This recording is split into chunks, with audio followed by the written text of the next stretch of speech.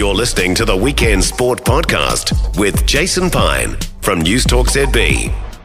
I saw Chanel Harris-Tavita afterwards. The camera landed on him and you could tell how devastated he was. I mean, games aren't won or lost on missed kicks, but the fact remains that if he'd landed that last conversion from a very handy position, the scores would have been level and this game might have taken a different path. Andrew Webster made the point afterwards, it's not down to the goal kicking. We love to be 100% on our goal kicking every week, but there's plenty of other things to put it down to, not goal kicking. I mean, there's lots of injuries and lots of things going on, but the goal kicking is not the thing that defined us. The other kicks that he missed were tricky. Capewell and Barnett both scoring their tries out wide left, not ideal for a left-footed kicker. But, you know, again, if he kicks that one over, and it's a handy position, isn't it? If he nails that one, then we might be having a different conversation today. The Warriors have 19 points from 18 games, 4 points outside the top 8 now. There are still 6 games to play this weekend, so they could find themselves 5 points outside the top 6 by the end of the weekend, and just 7 rounds remaining. We're now getting into the territory, which is never good, of talking about mathematical chances of making the top 8. You start to get the calculator out and say, okay, if we win that, then we could be in. Buzz Rothfield, he's unequivocal. This team is not making the 8. I tend to try and be a little bit more optimistic, but it is going to be tough from here.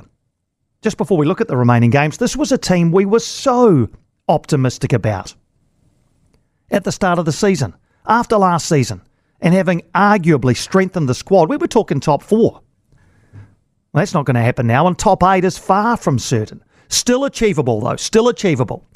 The remaining games, Tigers at home, Eels at home over the next 2 weeks. Absolutely must win those 2 against teams who are down on their luck and down near the bottom of the table. Must beat the Tigers at home, must beat the Eels at home. And then the run-in, Dolphins away, Sea Eagles away, Bulldogs at home, Sharks away, and then the bye to finish.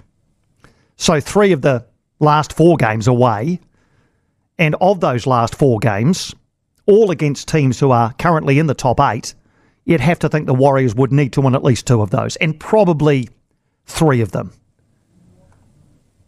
to jump up into the top 8. Of course, the NRL is a competition that swings on small margins sometimes, and the fact that the Warriors are playing teams who are currently in the 8 is also helpful, because you get the 2 points, that helps your cause, and you deny those teams the points and you get a bit of a jump perhaps on them. It is getting really tough now, though.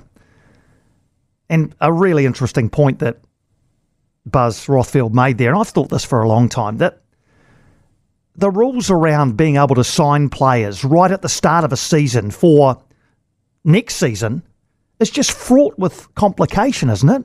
When you know that a player is on their way out at the end of the season, even before the new season has started, it's a no-win situation. As soon as that player has a game which is below what you'd expect, immediately that chatter starts. Oh, he knows he's going. He doesn't care. It's almost certainly not true. I don't know a professional sports person who doesn't play to 100% regardless of what their future holds. But it's a rule that just brings up that conversation unnecessarily. I know it's not always possible to wait until the end of the season or that sort of thing, but maybe there should be some sort of, window or some sort of date where at the moment, I'm sure there is that date. You can start talking to players who are off contract at the end of next season, before the season starts. Maybe you push that date back. You say you can't start talking to anybody until, I don't know, a couple of months out from the end of the season. Otherwise, these conversations are going to continue to happen. For more from Weekend Sport with Jason Pine, listen live to News Talk ZB weekends from midday or follow the podcast on iHeartRadio.